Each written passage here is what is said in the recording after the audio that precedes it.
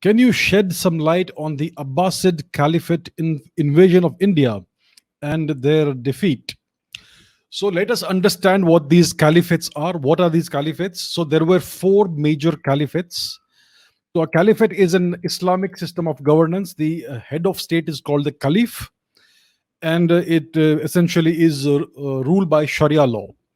So there were four major caliphates in the Islamic world. The first one was the Rashidun Caliphate, which started, I think, in 632 AD, uh, right after the death of the Prophet of Islam, and it lasted until 661 AD.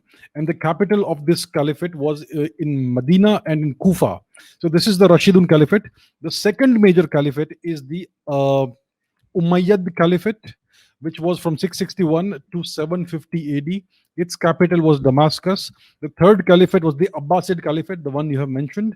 Its capital was Baghdad, mostly, and its period was from 750 AD to 1258 AD.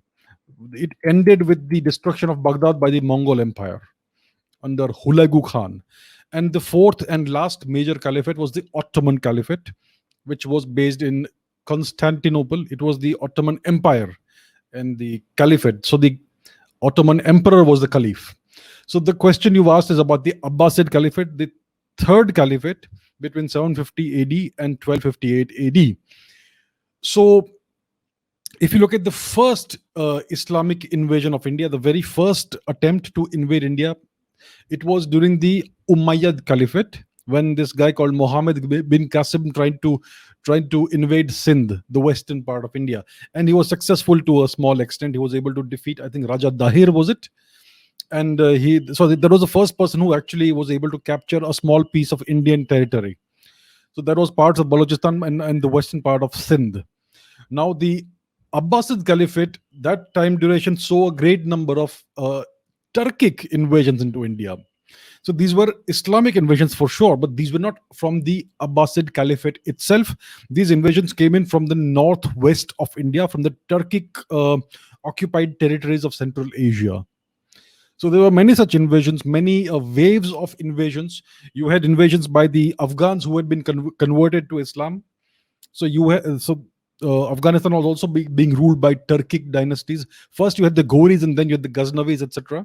Right, and then you had the invasion by the Mamluk dynasty, these slave sultans who invaded India and who were able to capture small parts of northern India, and gradually, wave by wave, they were able to extend their rule further into other parts of India.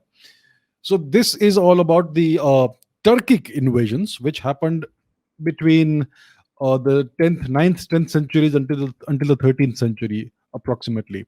So this is the time duration of the Abbasid Caliphate, and that's when you had all these multiple waves of Turkic invasions, and there was fierce resistance to these invasions from mostly the people from northern and western India, the Rajputs essentially. There was fierce resistance for centuries.